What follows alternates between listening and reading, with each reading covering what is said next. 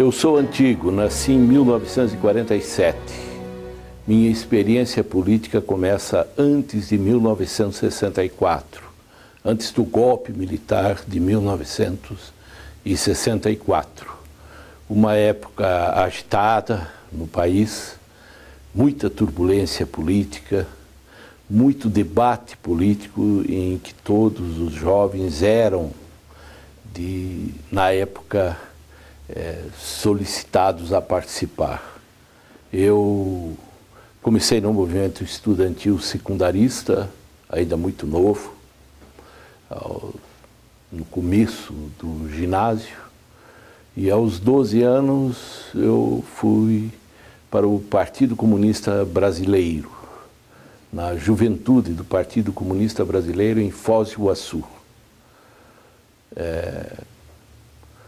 Nossa atividade era fundamentalmente ter aulas e organizar manifestações. Em 1960, no ano seguinte, eu venho para Curitiba para estudar aqui. Fui estudar no Colégio Estadual do Paraná. E já vim de Foz do Iguaçu com os contatos políticos aqui com o partido. Integrado aqui no partido, eu continuo a militar no movimento estudantil secundarista. Fui dirigente de entidades estudantis, fui dirigente da UPES, que aliás funcionava neste prédio, da UCES, da União Curitibana de Estudantes Secundários, que funcionava neste edifício ASA. Depois fui dirigente da UPES, mas antes de 64 nós tínhamos vários movimentos, né, de rua, movimentos de massa, que eram impulsionados muito em cima dos movimentos estudantis. E o movimento estudantil secundarista na época tinha uma importância maior do que aquela que tem hoje, até pelas circunstâncias, pela composição da sociedade. Pouco antes de 64, nós estávamos absolutamente convencidos de que o partido, nessa época, o PCB, já estava indo para o poder e de que as coisas iam mudar. Lutávamos pelas reformas de base, né? Reforma agrária, a reforma institucional, a reforma política. Ainda vivíamos sob um regime em que as liberdades eram limitadas, porque o próprio partido era clandestino. No movimento estudantil secundarista, nós tínhamos um movimento muito grande pela encampação dos colégios particulares. Queríamos a estatização de todo o ensino médio. Em 64, nós estávamos nisso e aqui em Curitiba vimos, né, a depredação do jornal Última Hora, que era um jornal que apoiava as reformas. Vimos a movimentação de um movimento de direita muito forte, baseado nas escolas privadas, no movimento católico de direita, que era muito forte em Curitiba, né, e que fez aqui foi a base social para legitimar o golpe militar de 64. Passeatas, Deus, Pátria e Família, passeatas contra o perigo comunista e essas coisas todas. Vi uma pilha enorme de livros ser queimada na frente do Palácio Iguaçu, como um ato simbólico de destruição da literatura de esquerda. Em 64, de 64 a 65, a repressão se deu dessa forma. Eu fui preso logo depois de 64 pela primeira vez.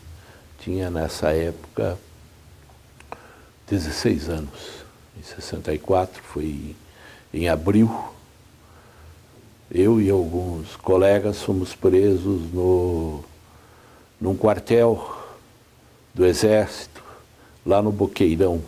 Atrás do quartel principal do Boqueirão tinha um outro, que era da cavalaria, e que era do reconhecimento mecanizado, chamado de RECMEC, e que era comandado por um major extremamente anticomunista, chamado Major Bonzon. Lá nós ficamos presos, não sei precisar agora, talvez 2 semanas apenas.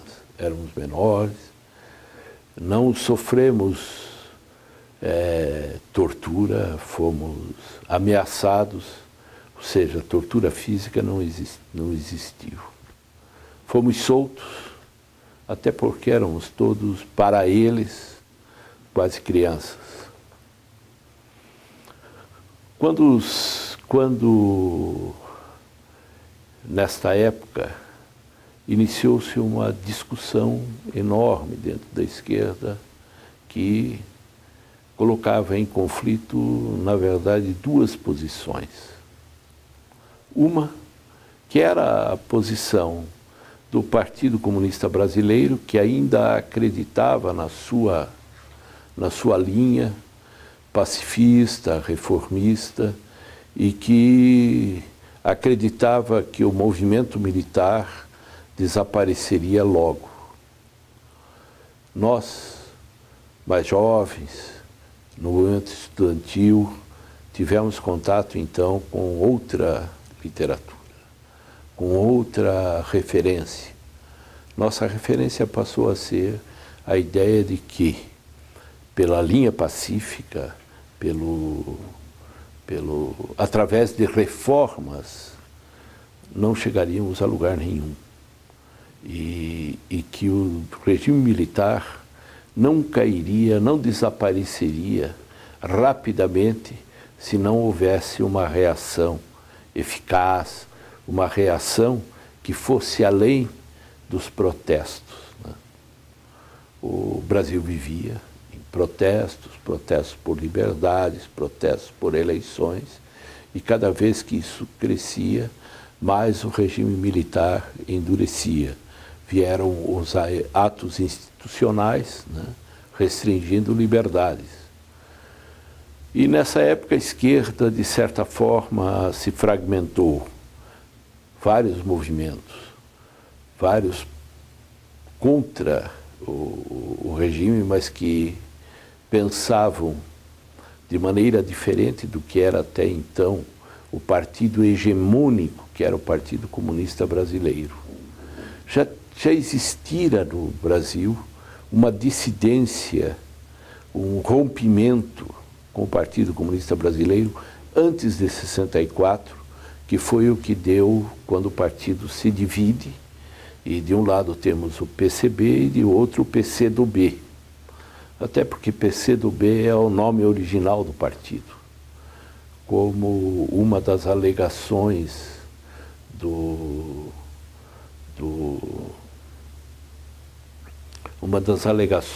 para levar o partido novamente à clandestinidade, a desmontar o partido, era de que, como o Partido Comunista do Brasil era apenas uma sucursal da Internacional Comunista. Aí se adotou de um lado o Partido Comunista Brasileiro, tentando se acomodar às normas, e o Partido Comunista do Brasil. Mas nós não participamos, não tivemos esse contato. E então surgiu para nós a perspectiva foquista. O foco guerrilheiro passou a ser a ideia fundamental, a ideia de que era necessário iniciar um movimento armado com as características do foco guerrilheiro, que era uma maneira de lutar contra uma força militar infinitamente superior, né? com as armas e as condições que tínhamos, e procurando fazer com que ele fosse o catalisador de todos os movimentos que já estavam em curso na sociedade, de protesto, Isto foi, nós vamos a isso lá por volta de 67, fim de 66, 67. Aqui já estavam ocorrendo as grandes passeatas e, inclusive a histórica, que derrubou o busto do Suplicy. Estávamos na luta contra o acordo Meckel-Zayde e contra outras iniciativas do regime militar. Bom, nós nos desligamos disso para entrar na clandestinidade e organizar o que acreditávamos que seria o foco guerrilheiro. Nessa época eu me desloquei para a minha cidade de origem, onde eu tinha contatos, que era Foz do Iguaçu. Lá nós nos organizamos inicialmente, principalmente em contato com os movimentos dos países vizinhos, especialmente o do Paraguai. Existiam muitos exilados paraguaios em Foz do Iguaçu. Essa convivência com movimentos de outros países que tinham a mesma perspectiva que a nossa e que incluía a ideia de que seriam necessários 1000 Vietnãs, né? Nos associou e passamos a trabalhar em conjunto e a pensar a organização do foco. Logo depois, em cima deste trabalho, é que surgem em Foz do Iguaçu os militantes do MR8 que se deslocaram de Niterói para lá. Aloysio Palmar e outros. Eu estava já nesse período, depois de muito tempo, extremamente queimado na fronteira, porque era de lá, era conhecido, e eu fui deslocado para cá. A ideia era montar perifericamente ao foco um sistema logístico de sustentação material. Aqui tivemos vários aparelhos e iniciativas para realizar isso.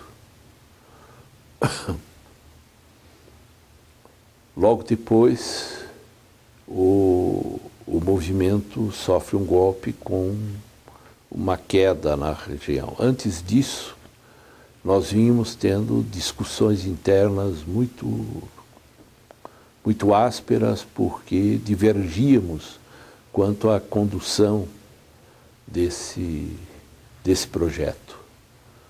Nós aqui achávamos que não era a perspectiva, não se realizaria do ponto de vista objetivo aquilo que estava se organizando, que havia riscos e limitações enormes, até porque tinha aumentado a concentração militar na fronteira. E nós chegamos a nos dividir. Aqui fazia parte disso tudo alguns militantes importantíssimos, como a Teresa Urban, os irmãos dela, João, e outras figuras que ainda estão por aí. Nós voltamos nosso trabalho cada vez mais para associar aquilo que tínhamos montado aqui aos movimentos de massa. Isto tudo ocorre num período, né, em que a repressão não tinha ainda ganho uma dimensão, uma tecnologia, uma capacidade tão grande de reprimir, de atuar. Tínhamos o DOPS, que era dirigido por um delegado qualquer de carreira, que conhecia todo mundo e que não queria fazer mal a ninguém. Mas, em 1968, né, depois do AI-5, a coisa pesou.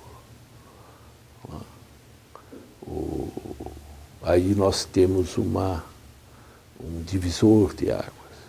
O MR8 também passou a ser foi o primeiro movimento com essa perspectiva armada, se realizando, se estruturando, a existir no país, né? Com isso, o foco da repressão se voltou muito para cima da organização e dos seus desdobramentos, como era o nosso caso. Aí mudou tudo, né? A repressão deixou de ser uma atividade policial comum. Mudaram os delegados, passamos a ter um delegado aqui que era um clone do Fleury, que se chamava Osias Algauer, né?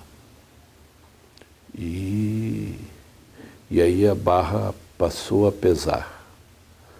Eu não citei aqui, antes disso, naquele período de 65, 66, antes de eu me deslocar para lá, eu tive várias prisões, mas eram prisões assim, de ficar 2 dias, 3 dias, porque éramos pegos em atividades de protesto.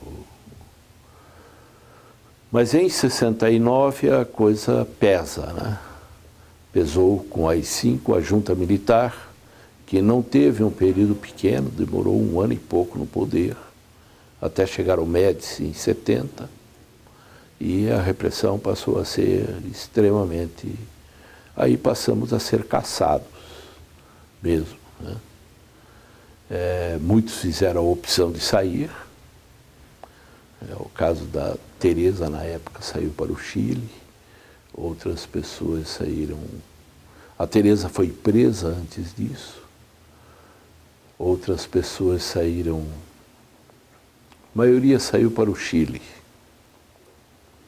Os que ficaram acabaram presos e sofremos um golpe com uma queda lá na região, né?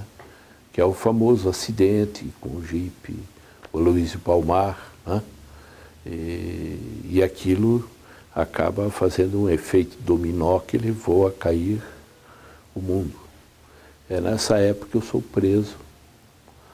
Fui preso aqui, primeiro. Fiquei na carceragem do DOPS. Ali eu sofri tortura, fui bastante surrado, né? Até que não havia mais o que fazer e fui transferido para o AU, para a prisão provisória do AU, onde eu permaneci até que o Senimar me chamou. Aí eu fui transferido para o Rio de Janeiro, daqui, e fiquei preso numa carceragem medieval no 1º Distrito Naval, onde era o antigo Ministério da Marinha, na Praça Mauá. Fiquei preso nos porões, é uma prisão, o que eles chamam de surda. Você já ouviu falar nisso? A surda é aquela cela em que você não ouve, não vê, e você perde a noção do tempo. À noite era retirado e levado para cima para interrogatório. E aí era, normalmente subia encapuzado, aí era choque, era tortura pesada, né? Eles tinham as informações sobre mim, que, inclusive de minhas passagens pelo Nordeste, onde nunca estive. Estive mais tarde, mas não...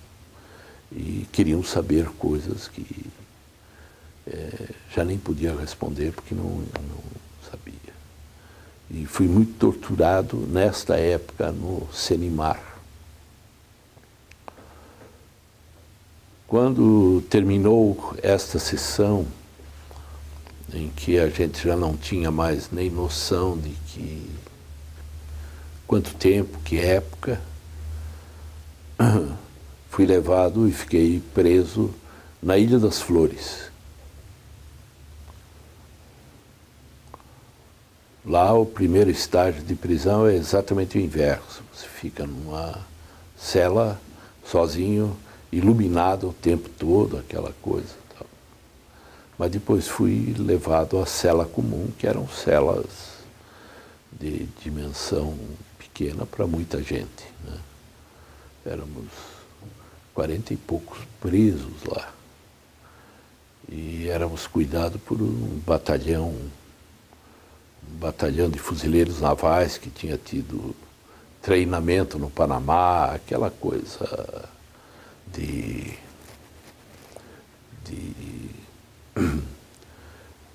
se consideravam, era um batalhão de profissionais, né? E se consideravam uma certa elite, né? O Costa e Silva tinha caído, vocês sabem, o MR8 tem um episódio ligado a isso. Nós tínhamos uma das formas de financiamento do movimento era o Bom Burguês, né? Que, entre outras coisas, misturou o dinheiro com financiamentos e da corrupção da dona Yolanda Costa e Silva, né? Isso está no processo. No Rio eu vi, primeira parte, a coisa, bom ver isso. Isto na Marinha, a Marinha tinha um grande interesse em saber sobre essas coisas. Havia uma disputa de poder também dentro das Forças Armadas, né? Mas é claro que o Exército tomaria conta. Médici assumiu. Eu saí mais tarde da prisão, lembro que eu vi, depois a prisão relaxou, eu voltei para cá, ainda fiquei no AU, e fui solto mais tarde. Quando eu saí da prisão, 70, nós começamos a rever todo esse processo, né? Algo que já tínhamos iniciado, e passamos a ver a necessidade, na verdade, de adotar uma linha que privilegiasse o movimento de massas, né? E aí eu passo a militar no PCdoB.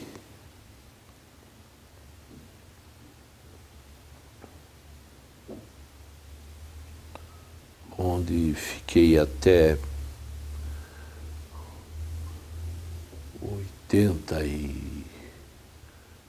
88, 89, e eu me desliguei do partido nessa época, por divergências. Quando o partido, eu acreditava, não era só eu, que o partido tinha que ser um partido leninista, um partido de quadros, que impulsionasse o movimento de massas, mas que o partido não poderia se transformar num partido de massas. E quando o partido decidiu se transformar num partido de massas, como é hoje, que ele tenta ser, nós nos desligamos. E eu passei daí para cá a fazer uma outro tipo de reflexão muito grande sobre isso tudo, que implica na reflexão sobre o próprio processo democrático que vivemos e que tem as suas limitações e que levou a esquerda brasileira a um beco sem saída onde estamos. Fala bem. Eu ia perguntar, mas você acabou já respondendo por que você foi preso em 64, exatamente. Você mencionou em abril de 64, me chamou a atenção. Porque eu fazia parte do PCB. O PCB era um partido clandestino, mas que tinha vida pública nessa época, porque era aquele momento do país, né? Com as leis antigas, um governo populista tentando, né, avançar, e o partido funcionava atrás de fachadas, né? Por exemplo, tínhamos o jornal Novos Rumos. O jornal Novos Rumos era do partido. Era um jornal de público, um jornal, não era o órgão oficial do partido, que era a Voz Operária, o jornal do PCB. E o Novos Rumos era onde nos reuníamos. Funcionava no edifício Mauá, ali na José Loureiro, ao lado do Jornal dos Associados, que reunia todo o pessoal da outra ponta, integralistas, direitistas, nós nos encontrávamos, né, subindo e descendo ali o tempo todo. E a polícia sabia quem éramos, né? E por isso fomos presos. Eu era um ativista do movimento estudantil, muito conhecido. Todo mundo sabia quem eu era também, né? Nós tínhamos um caminhão, fazíamos comícios aqui. Aqui quase fomos linchados pela horda no dia que quebraram a última hora. Foi, você lembra? Foi pouco antes de 64, de abril. Em março. Entre a Central do Brasil, o comício e o... Isso. Aí nós tínhamos um comício aqui marcado que era do movimento de encampação dos colégios particulares. Estava eu no caminhão, Paquito Modesto, não sei se você anotou esse nome, Francisco Modesto. Não sei como ele está de cabeça, mas... O Jorge Modesto? Não, é outro. Paquito Modesto é Francisco Modesto, é um português, e não tem nada a ver com Jorge. Estava ele em caminhão, e aquela coisa, né? Quando desceu a horda dos estudantes da Católica com os padres, você vai ver as fotos. Eu acho que tenho fotos, vou te mandar. A horda, os padres comandando quebra-quebra. E nós tivemos que nos mandar quebrar a última hora aqui embaixo. A coisa pegou pesado. E a gente você imagina como a gente era sinalizado. Éramos sinalizados como os caras que queriam fechar o Santa Maria, o Bom Jesus, os colégios tradicionais, né? Você imagina Curitiba, né? Você sabe o que é hoje, você imagina naquela época, com aquele tamanho.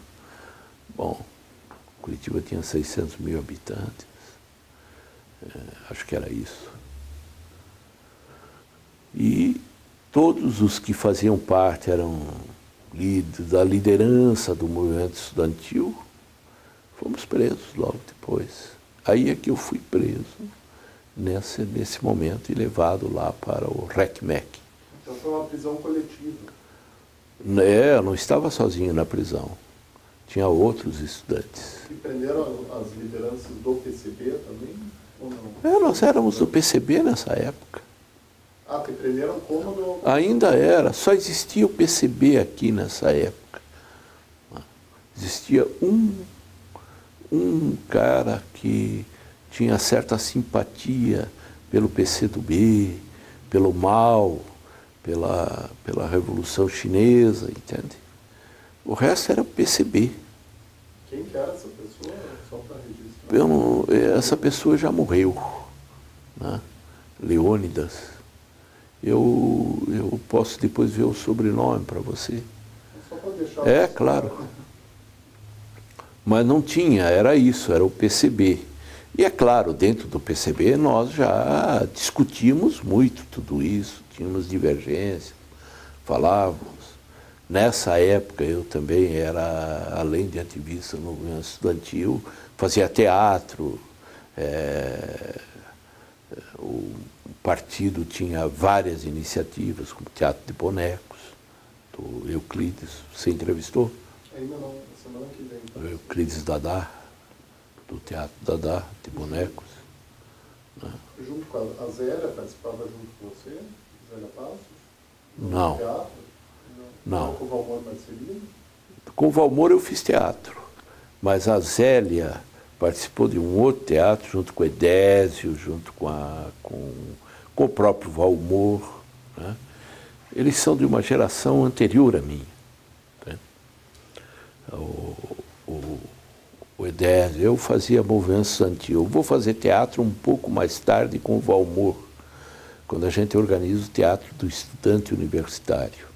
Que ano isso? 65, 66, é ali. Antes de eu ir embora, né? Naquele período. Nós... Hã? Como que era esse Teatro do Estudante Universitário?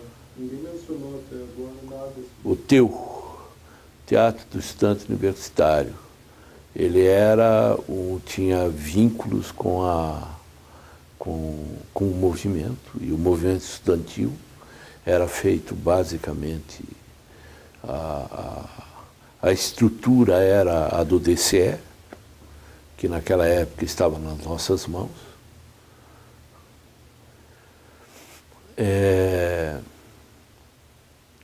Gente interessante participou disso. O Valmor Marcelino não era universitário, mas participava do teu como um convidado, que era, na verdade, ele tinha uma experiência de teatro. Nós montamos vários espetáculos, levávamos os espetáculos nos bairros. Fizemos um 1º de maio aqui no centro, que foi estrondoso. Montamos o Terror e Miséria do Terceiro Reich. Era o que se podia montar para mostrar ditadura. E uma outra peça do Brecht, o Cachorro do Elefante.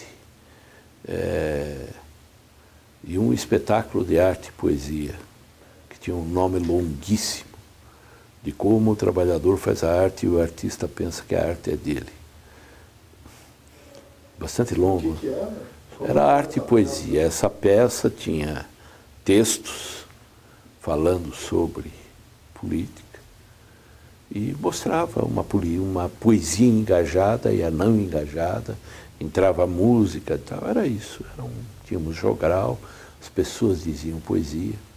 E nós viajávamos aí o mundo com isso, num momento em que esta era a forma de tentar reagrupar, de tentar entrar em contato, encontrar pessoas. Entende? E o Valmor foi, mas outras pessoas participaram disso, que não eram universitários. Maurício Távora, que na época era um diretor de teatro, nos dirigiu. Confesso a você que eu não era um bom ator. Era um ator limitadíssimo.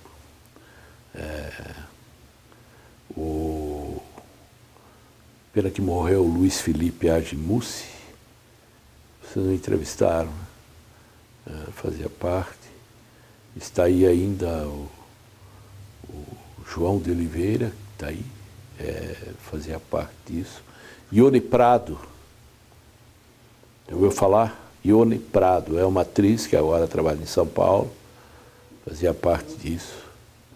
O Marés, Carlos Frederico Marés de Souza Filho, era o presidente do DCE e participava disso.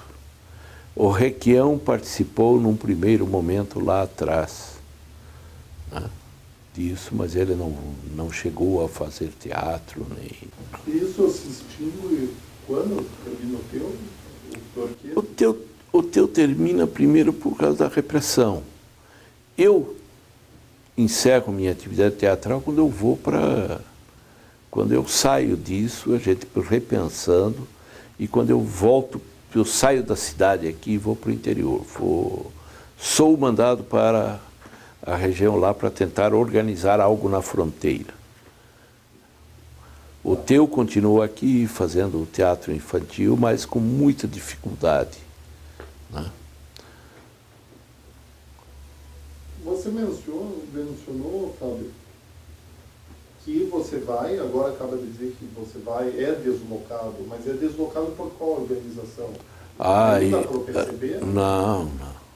Aí nós já estávamos na dissidência do PCB.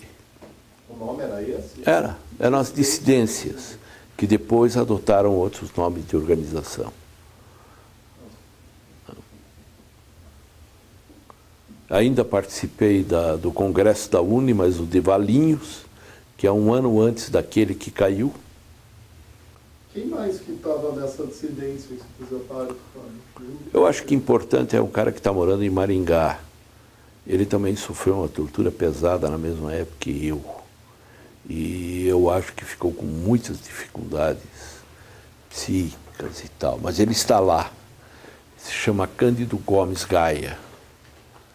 Como nós andávamos sempre juntos, e na época eu era magro e usava bigodes de coisa, meu apelido era Zapata.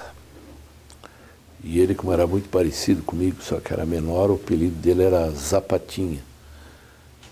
Ele mora em Maringá. É revisor lá em jornal, escreve, faz poesia muito boa. Como que o MR8, como foi o contato de vocês com o MR8, Fábio, para eles deslocarem o pessoal para lá? Bom, esse contato se faz antes pela dissidência, entende? Nós tínhamos um contato anterior que restara, né, do movimento anterior. O MR8, inclusive o pessoal que vai para Foz do Iguaçu, vai de Niterói e do Rio, não tinha nada a ver com o movimento estudantil.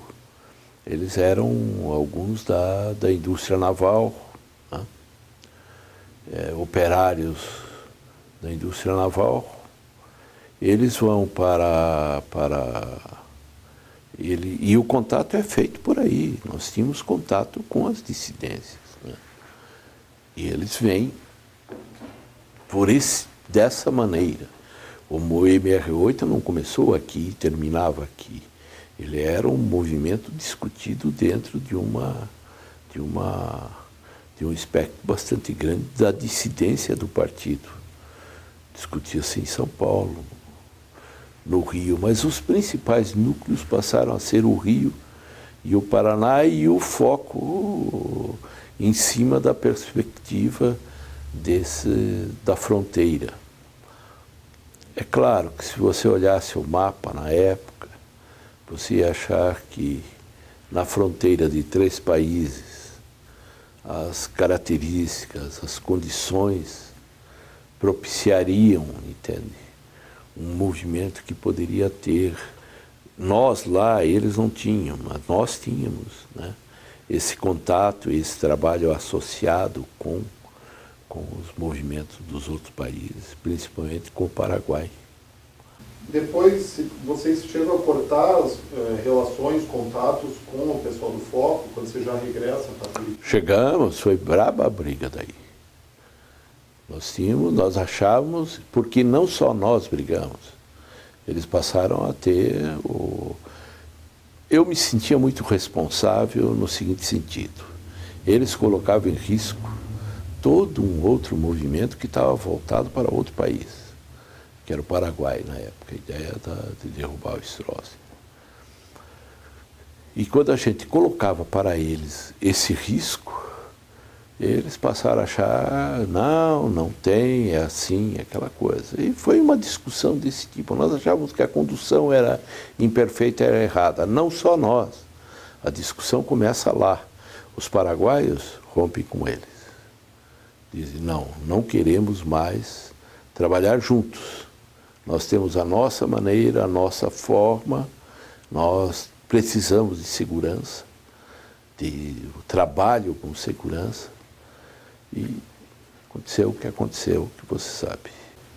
Esses dias, alguém, são tantos que eu não lembro, alguém fez uma representação um tanto quanto amistosa do delegado Osias Algauer, como se fosse uma pessoa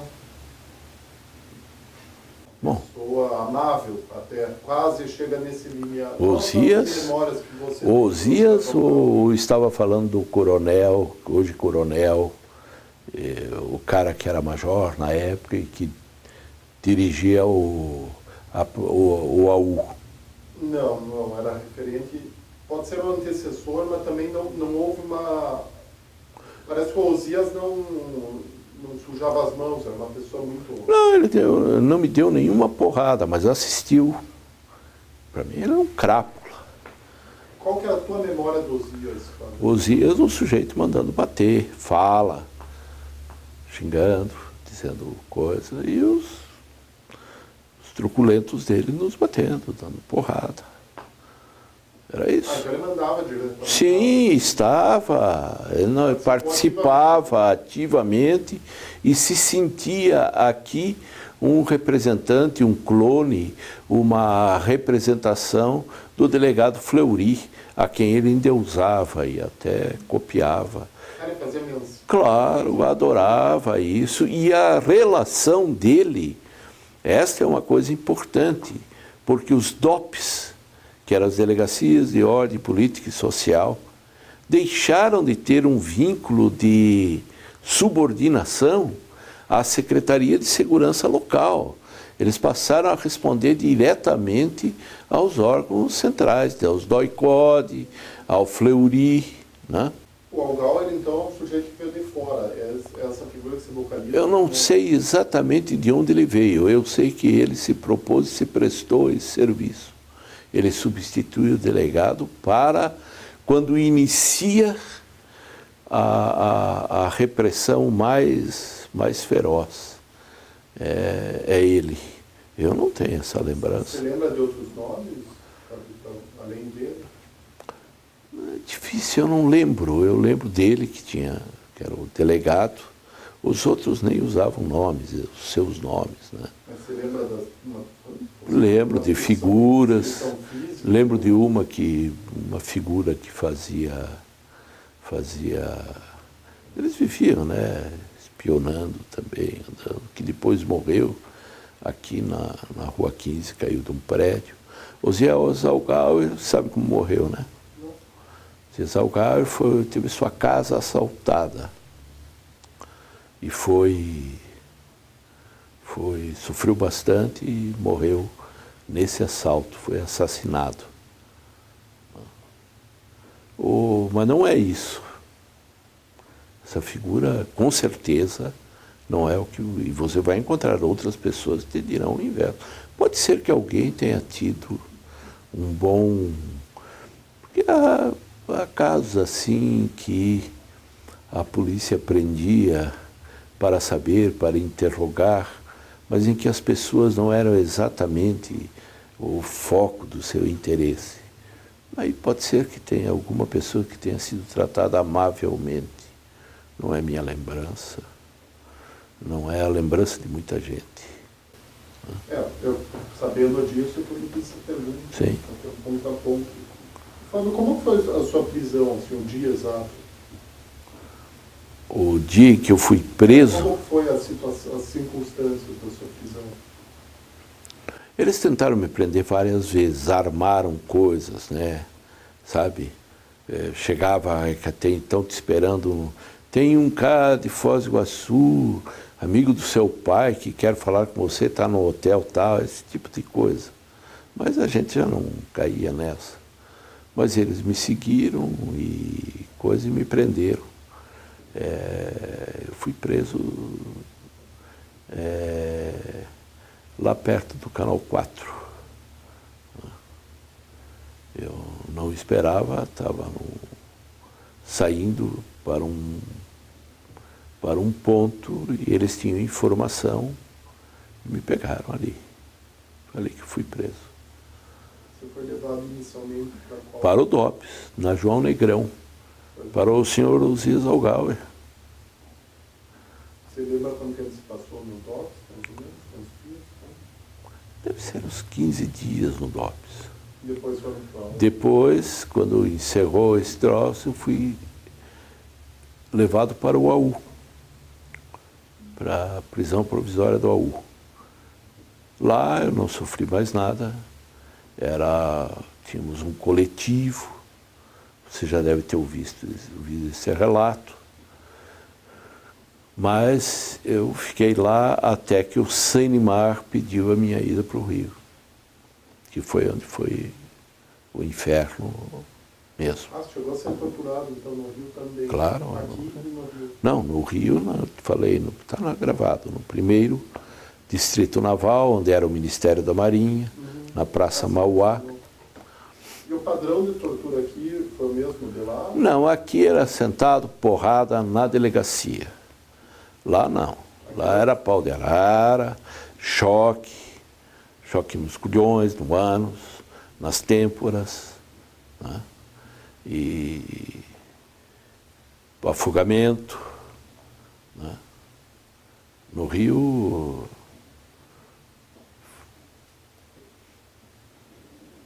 quanto tempo durou lá? Mais ou menos? olha, eu acho que esse período de interrogatório feroz nesse lugar deve ter durado mais de um mês, mais ou menos. Era assim, ia, aí você ficava fora, aí você subia, né? Quando você saía de lá de cima e você ia para baixo. Baixo era o porão, onde eu te falei que tinha estas celas. Então, em cima eram as celas que vocês ficavam? Não, a cela era embaixo. Tá. No pátio, a gente depois, né, você descia e as celas ficaram embaixo. Tinha um muro de pedra, a cela estreita e fechava, escuro. E você ficava ali, tiravam tudo para não ter suicídio, aquela coisa. E você ficava ali com uma cela úmida, sentia bichos, aquela coisa, mas depois aí passava, você perde a noção de tempo, sabe? Fábio, ficar muito tempo no lugar escuro, você perde a noção. E sem som, você não tinha. A surda é isso, né? Você não tem. Então, isto te deixa absolutamente desorientado. Eu acho que fazia parte do processo de interrogatório, né? E aí tiravam, aí levavam para cima. Para cima eu lembro porque você subia num elevador grande, parecia um elevador de serviço, e você ia, talvez uns 2, 3 andares ali, eles te levavam e você entrava num lugar de tortura, ali não tinha cela. A cela que eu fiquei foi lá embaixo. Mas você sai provavelmente mais de um lugar de tortura, porque às vezes te colocavam ali, te deixavam e você ouvia gritos, que também você nunca sabia se eram de gente sendo torturada, ou se eram gravações que eles punham, ou o que era, para criar, né, uma situação como parte do... E depois eles vinham, e aí o cara interrogando. Às vezes tinha um cara que eu achava que era enfermeiro, hoje eu não sei se era enfermeiro ou médico ali, né? olhando, e choque, que era o pior, né? E muita porrada nos rins, né? Que é um troço que me deixou algumas sequelas. Então, você ficava na cela, subia... E depois descia. Mas ele levava... Descia não, era levado, né? Carregado.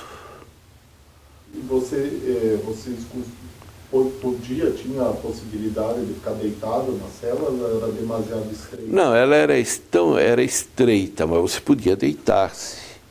Podia, né? Podia... Mas era uma situação absolutamente opressiva, assim. Você lembra de ter conseguido dormir em algum momento na cela? Eu acho que sim. Eu acho que sim. E nesse ponto eles não tinham controle, não ficavam mantendo acordado. Assim, Era muito tempo, né?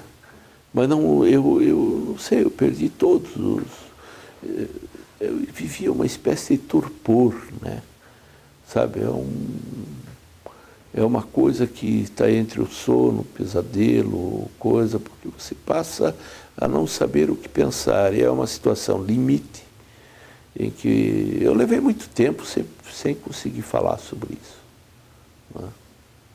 Eu só fiz uma terapia quando escrevi sobre isso, eu acho que foi. É claro que depois, quando voltei, fiz tratamento aqui e tal, tive alguma...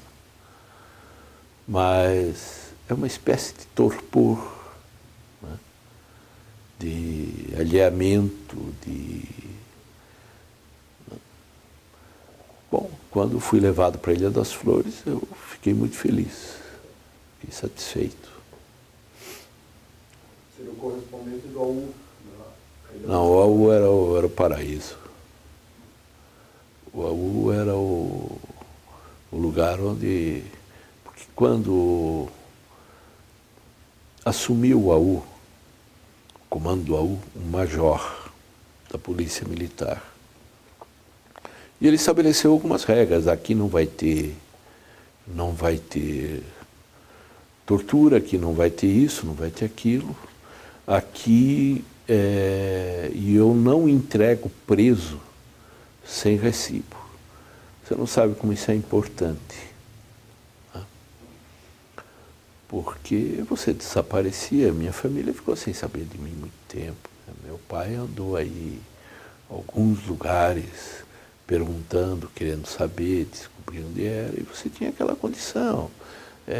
Aqui mesmo, 90 dias sem precisar dar nenhuma satisfação, né? Então o AU era uma situação bem melhor do que... Não, a Ilha das Flores é um horror, né? Mas não tinha tortura na Ilha das Flores? Não.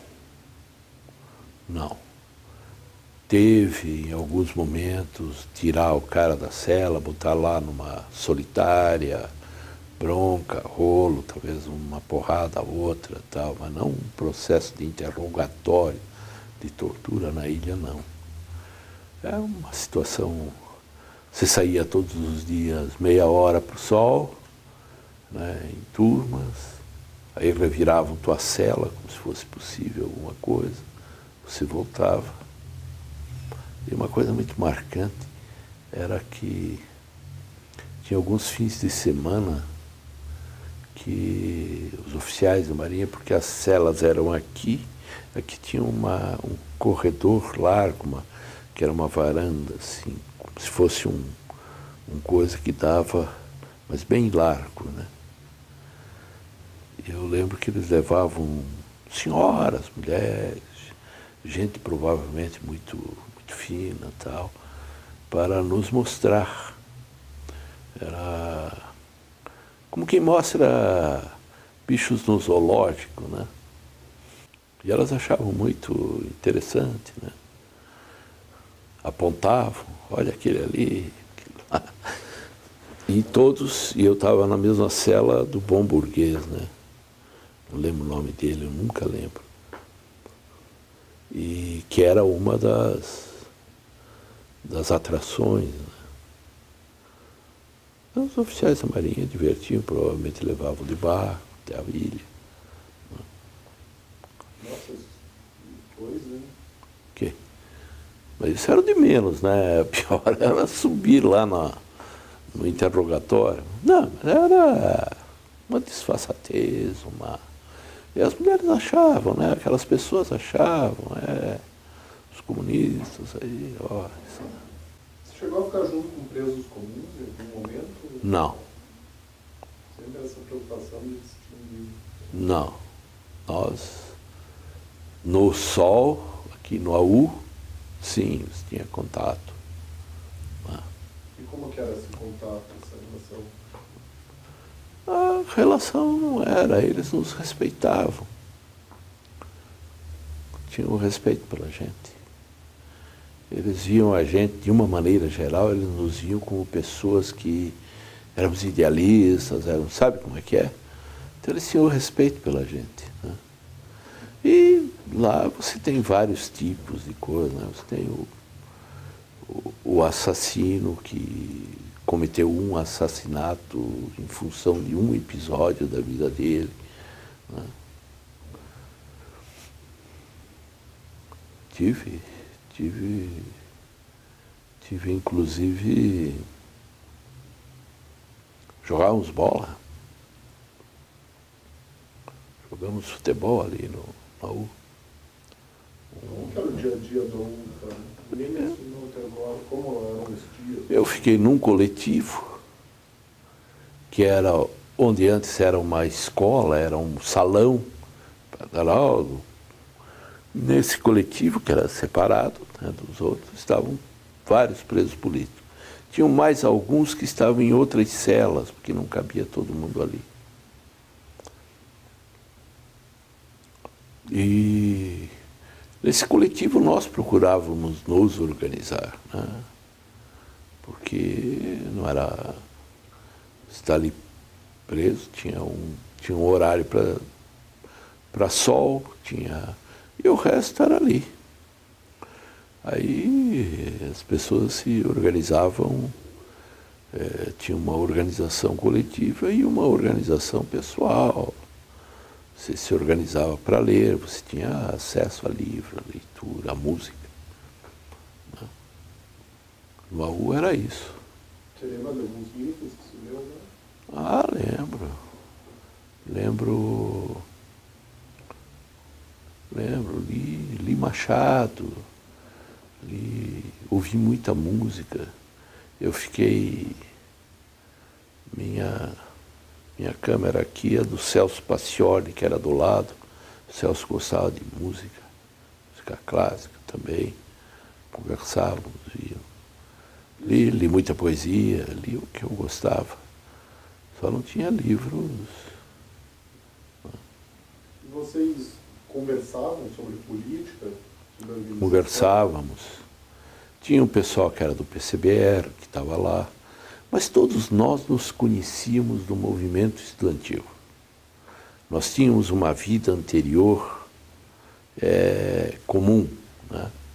Alguns mais próximos, muito mais próximos. O caso do Vitório, por exemplo, tive uma ligação muito grande com o Vitório na juventude. Né? E é claro que você se aproximava mais das pessoas com quem você tinha mais identidade política. Né? Então essas linhas da militância fora da prisão se reproduziram dentro? Se reproduzia naturalmente. Né? Isso naturalmente. E vocês faziam planos para depois de saída da prisão? Como que era? Fazia. Não, todos fazíamos, claro. Né?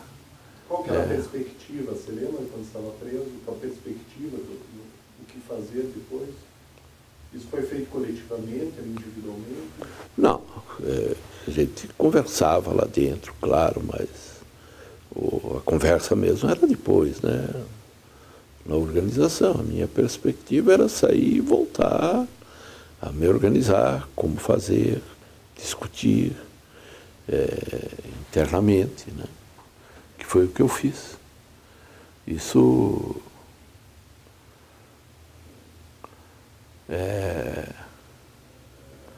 Depois, muito tempo depois, eu passei a reorganizar o Partido Comunista do Brasil aqui. E durante muito tempo, daí 20 e poucos anos, eu militei no PCdoB. Que ano você entrou no PCdoB? Você lembra mais ou menos? Ah, foi logo depois que eu saí da prisão. Nossa, Já. Pois nós tínhamos um processo de rompimento. Estávamos voltando à atividade de massa. Achávamos que a atividade de massa era fundamental, assim como a atividade armada. O partido que correspondia a isso, né, era o PCdoB, que passava naquele momento por um processo complicado, que era a integração da AP, né, ou grande parte da AP.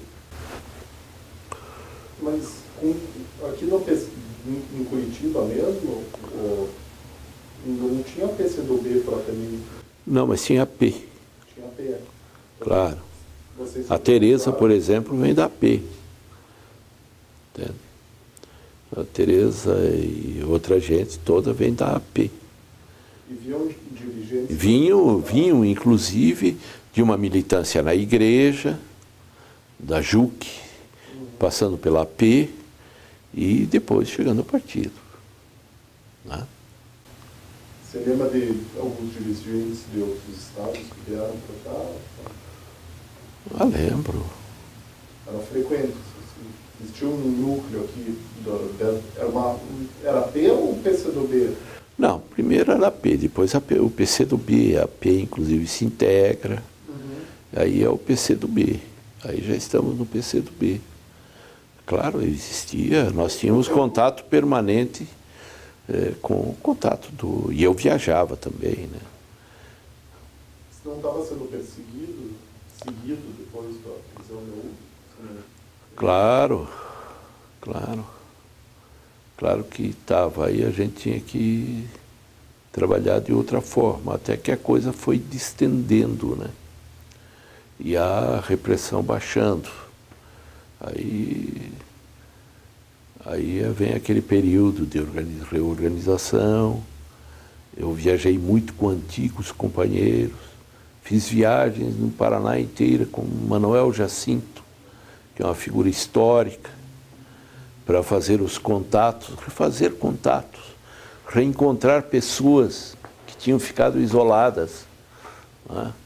Vi cenas emocionantes, como em Paranaguá, né? O Manuel Jacinto encontrando antigos companheiros também, maravilhosos, do Porto.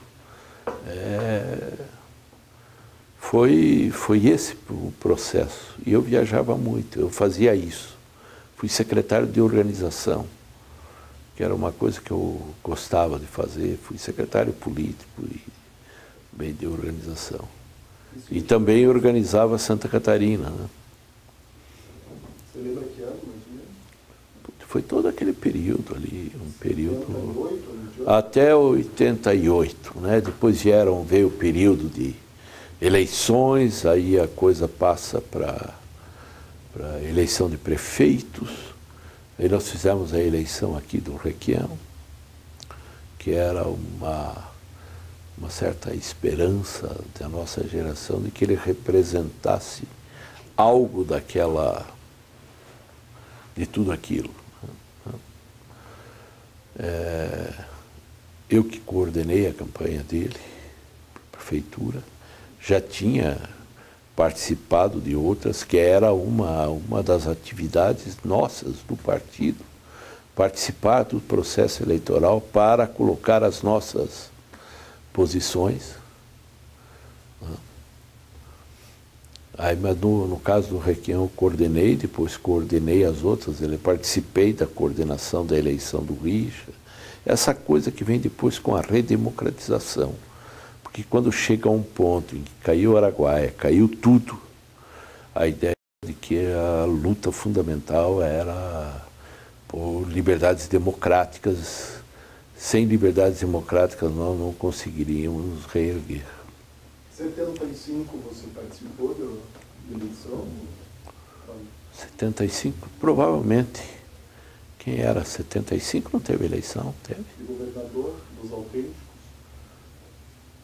75, foi? Eu acho que sim, 74. 74, acho. Sim. Daí já nesse grupo do PCdoB. Sim, sim, aí já. E parece que o teu grupo, quando a dissidência do MR8, é o mesmo que vai se reorganizar após a prisão, com alguns novos elementos. Claro, com outras pessoas. Mas a base... Mas não tem nada a ver com o movimento inicial, não tem nada a ver com aquele movimento. Passa do foquismo para o outro, mas aí a referência ao nome é uma homenagem ao nome. Não há ninguém, o Aloysio Paulo, o grupo fundamental não participa disto. Ah, não, sim, da reorganização. Não. Do novo MR8. Do novo MR8. Outro grupo. É outro grupo, são outras pessoas. E nem é foquista mais também. Não, aí é absolutamente o contrário, né? É um movimento de massas, agitação e propaganda, né? É outra coisa.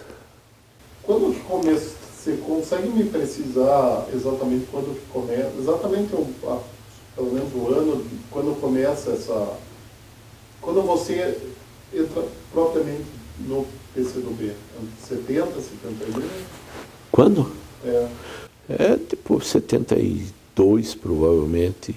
Primeiro é refeito o contato, né, nacional. É assim, nós nos reorganizamos aqui até chegar ao contato.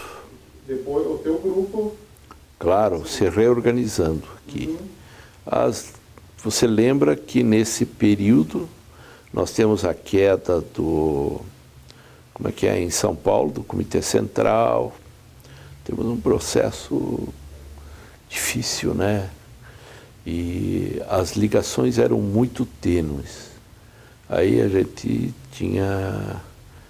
nos concentrávamos aqui com as linhas gerais do partido, discutir e sabíamos que era isso, né? Só depois é que a gente vai conseguindo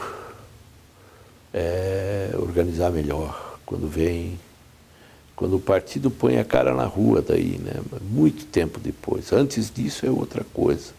Antes disso nós, depois é claro, restabelecemos o contato, tínhamos uma relação direta com o Comitê Central. Eu tinha muita tarefa de viajar, essa que eu te falei, restabelecer tudo, né? Então, ao longo de toda a década de 70, você tem essa militância. Isso. Não é só mais para o final. Isso. E, ao mesmo tempo, organizar aqui os movimentos. É quando o PCdoB cresce no movimento estudantil, se transforma, é quando cresce no movimento operário, é quando ele tem um crescimento muito grande, né? Eu acho que isto tudo vai desaparecer na década de 80, quando tudo isso se dissolve nos processos eleitorais, né? Para constar, acho, no livro é importante, Fábio, porque tem uma certa, hoje em dia, diante de todas essas movimentações de rua, inclusive alguns levaram cartazes, queremos os militares de volta, porque associam o período com um combate real à corrupção. Você mencionou esse caso um caso de corrupção se eu não me engano, eu anotei aqui. A Delta, você falou? Não. Da dona Yolanda? Eu não cheguei... Sim, a dona Yolanda fez o lobby para dar para a ITT a telefonia de diversos lugares do Brasil, inclusive Brasília. E ela precisava receber, né? Ela se endividava muito com jogo, inclusive. E quem fez a operação de lavagem de dinheiro, ITT e coisa, Banco do Brasil, porque ele se beneficiava com isso para desviar dinheiro para a gente, foi o Bom Burguês, né? Tá. Mas em que medida isso envolve? Me parece que você mencionou o envolvimento... Porque ele tinha uma ligação com o MR8. O Bom Burguês. Tá. Como ele fez também isto para a dona Yolanda, E já havia dentro do movimento do militar uma contestação do Costa e Silva. Este episódio fez um furor interno nas Forças Armadas, nos altos escalões, o que ajudou a pressionar o Costa e Silva, que logo tem um derrame, é considerado inepto e assume a junta, lembra? Não encontra um nome porque as forças estão em disputa do poder, estão achando que o Exército tinha feito isso, aquilo. Costa e Silva, tínhamos um brigadeiro do ar, né? O Rademacher era o da Marinha, e um ministro do Exército, a junta militar, que demorou 1 ano e pouco, ainda no poder, né? Você lembra até hoje você tem, ou teve em algum momento pesadelos? Tem com frequência pesadelos? Tem. Até hoje? Tem, recorrentes. E eles são pesadelos, você lembra de algum pesadelo específico? Eu tenho um pesadelo que é recorrente, eu sempre acho que me livrei dele, ele parece eterno, tal, ele volta, que é encapuzado eu não consigo respirar, e isso é recorrente, é muito ruim. Quando eu vim para cá, quando eu saí da prisão, de lá, eu cheguei a Curitiba, daí eu tive o apoio de alguns amigos, a quem eu devo muito. Que é o Jamil Snege, foi o cara que me levou a médico, que me carregou para cá e para lá, e outras pessoas, né? Nesse período aí de 70, até esse período aí nós também passamos a militar com jornais. Eu fui correspondente aqui do Movimento durante muito tempo, do jornal. Você conheceu o Movimento, não? O jornal? Não. Era um jornal aberto, de oposição, né? Fábio, será que eu não podia falar mais um pouco dessa parte de pesadelo, de sequelas, antes de entrar? Daí a gente entra na OCA e no jornal, para fazer um fechamento. Tá bom? Eram bastante frequentes, então, essas reminiscências, essas revivescências no período pós, é bem mais do que hoje, ou continua? Não, eram mais frequentes, né? Mas ainda hoje acontece. Que outras sequelas você associa com o período? Assim? Bom, eu sou um homem extremamente desconfiado. Isso foi uma coisa que eu sei que é assim. Tenho momentos em que a minha paranoia cresce. Isso eu sei que é assim. Acho que a minha paranoia me salvou de muita coisa também. Mas eu tenho certas situações detonam um processo que você não sabe exatamente como começa e como não. Isto não é o sonho, não é o pesadelo. Isto é normal, né? É alguém, eu não consigo sentar de costas num restaurante, eu não consigo ter pessoas atrás.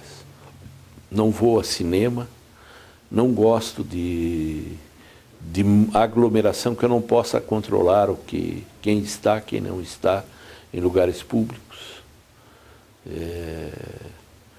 Toda a minha naturalidade para lidar com gente, muita gente, massa, etc., desapareceu. Eu tenho horror de muita gente.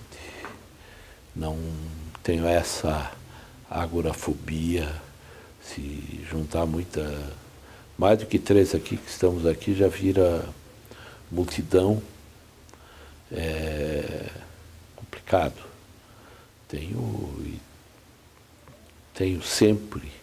Eu estou sempre atento, entende?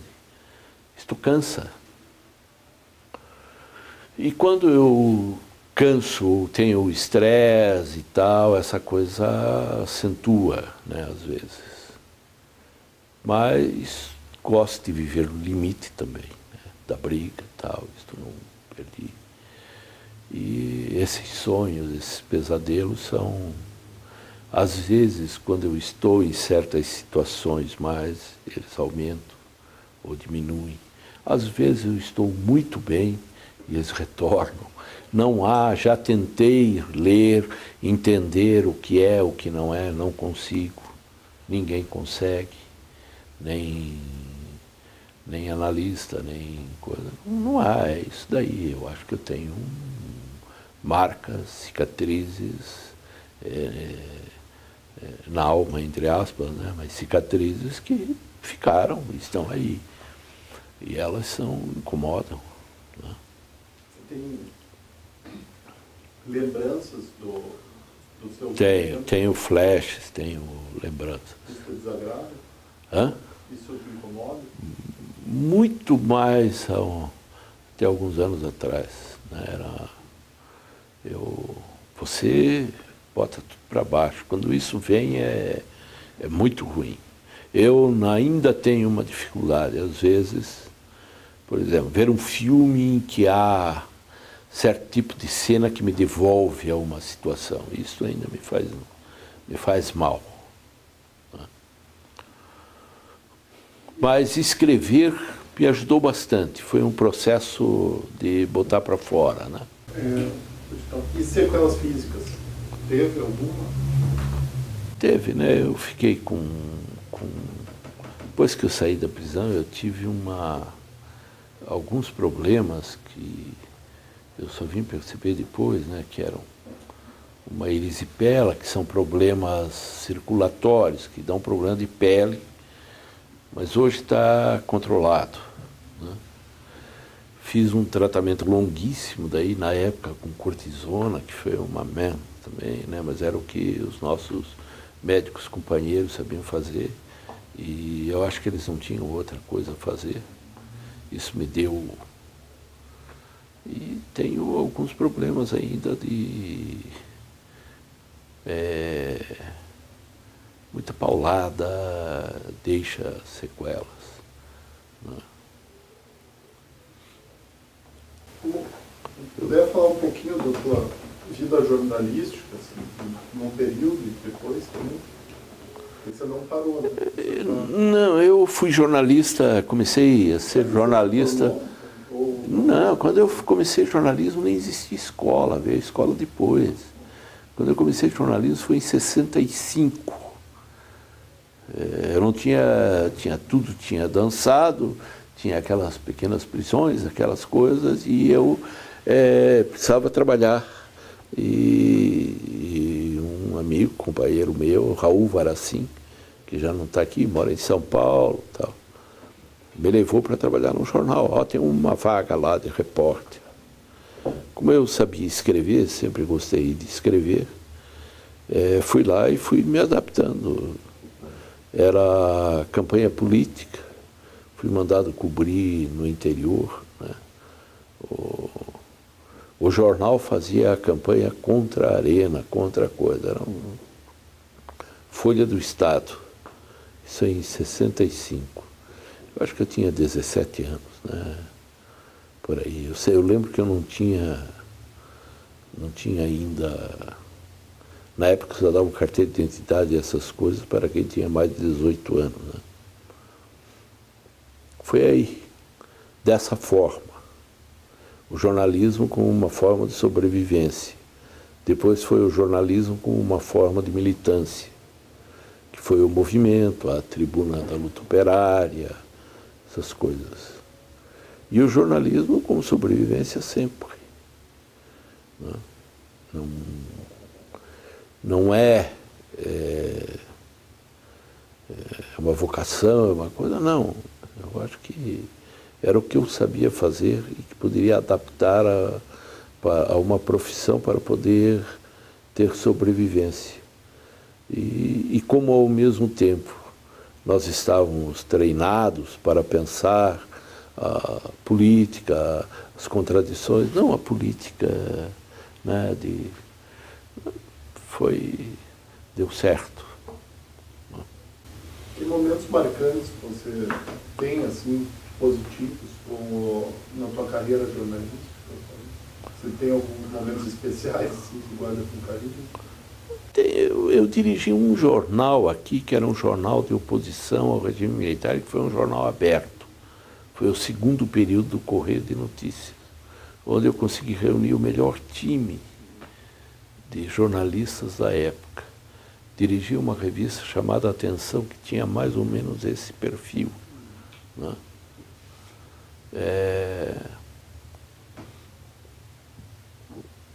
Mas o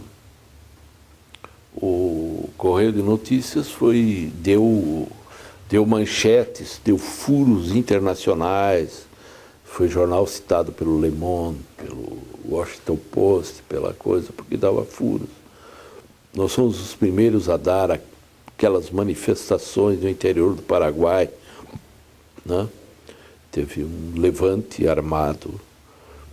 Nós mandamos gente para lá, que nós tínhamos nossos contatos políticos anteriores. Os paraguaios eram meus amigos, eram meus. Então, coisas assim foram gratificantes fazer, teve um papel, até que os governos conseguiram acabar com o jornal, né? Que ano que começou e terminou? Não, foi em 1980, por aí. Já no final 80 aí. Era Figueiredo lá e o Ney Braga aqui. Né? E antes disso, fazer o Movimento, né? O jornal Movimento foi uma coisa que eu gostei muito, fiz várias matérias que eu acho que são interessantes, né? E vou te mandar alguns jornais Movimento. O Movimento de que período?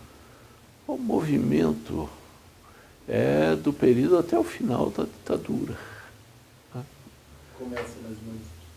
Ele começa lá atrás, 78, por aí. Ele vem depois do Opinião, como um jornal de informação, não só de teses, mas circulava nacionalmente, muito bem. Foi um jornal dirigido pelo Raimundo Pereira.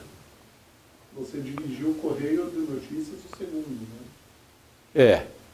Ele foi comprado por um grupo e entregou, e nós fizemos o jornal e levamos eles à falência, com a nossa linha de oposição.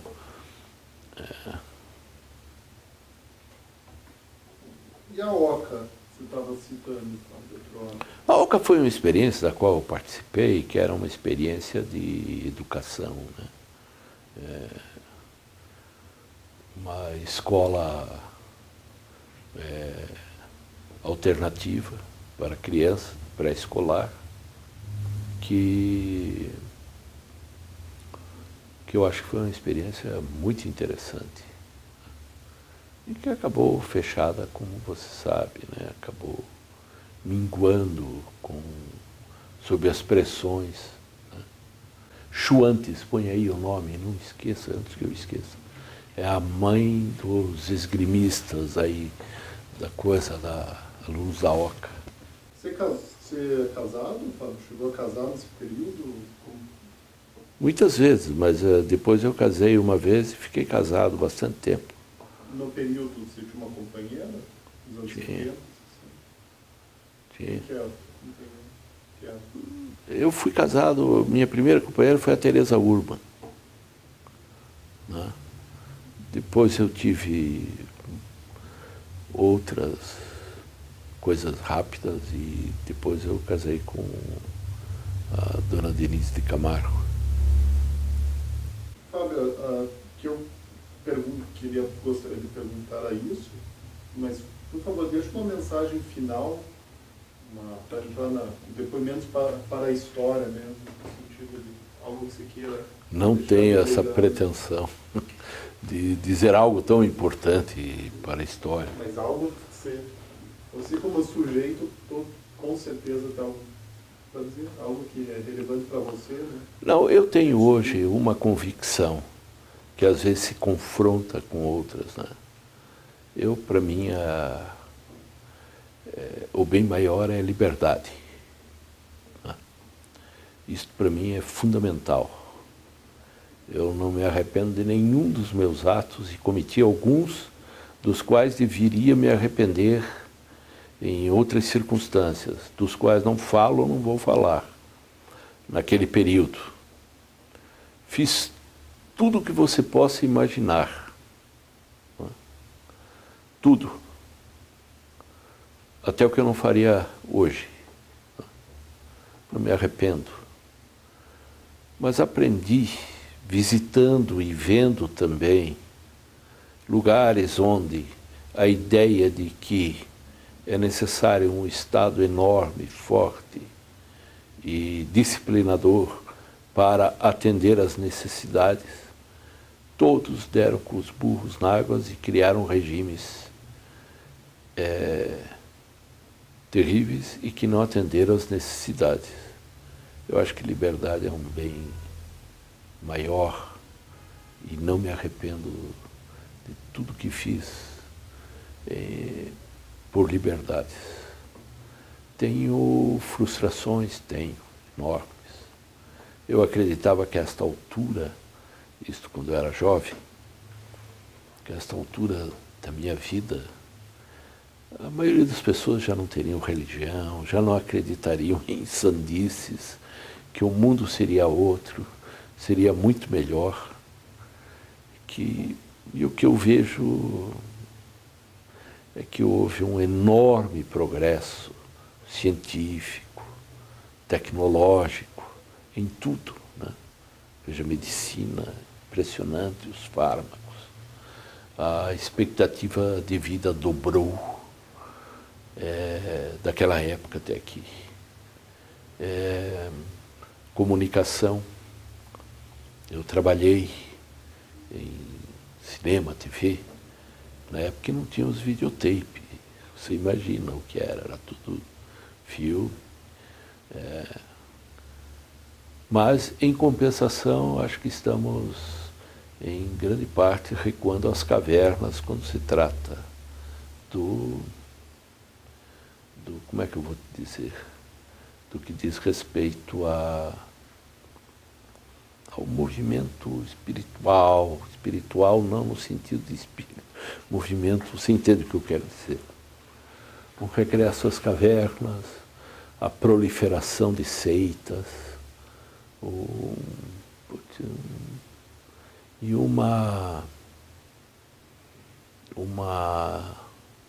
os partidos transformados em cartórios, a maioria dos partidos de esquerda, todos eles, transformados em cartórios eleitorais a serviço de projetos que têm um discurso, mas que não tem nada a ver com a prática, né?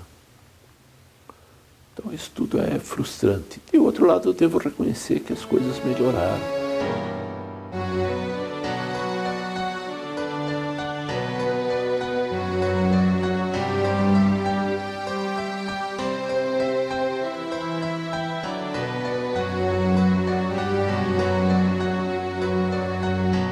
Ouça bem esta canção, ela fala pra você. Ela fala de um tempo que ninguém pode esquecer, de um tempo em que alguns homens impuseram a tirania, muitos outros responderam com a sua rebeldia. Os tiranos implantaram longa noite de terror, tentaram calar a todos, provocando muita dor. Censuraram a cultura e toda a cidadania, calaram toda a voz, promovendo a vilania.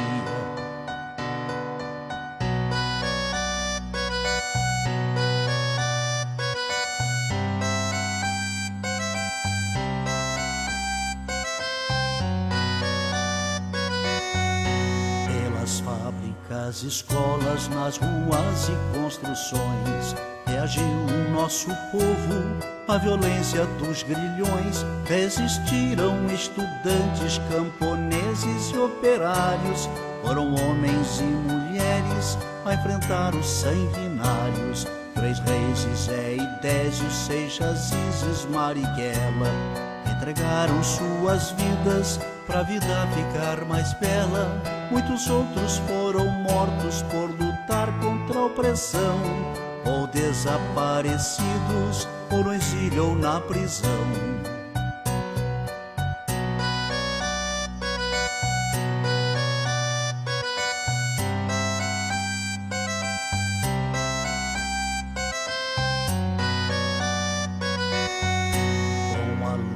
Desses homens derrotou-se o opressor. Muito sangue derramado, muita lágrima e suor. Quem tem medo de retorno não se sinta equivocado. O terror que foi um dia poderá voltar dobrado. A mesma vigilância de quem ama a liberdade poderá impedir que volte o império da maldade. Mas a luta continua por justiça e pelo pão, pela reforma agrária, por saúde e educação.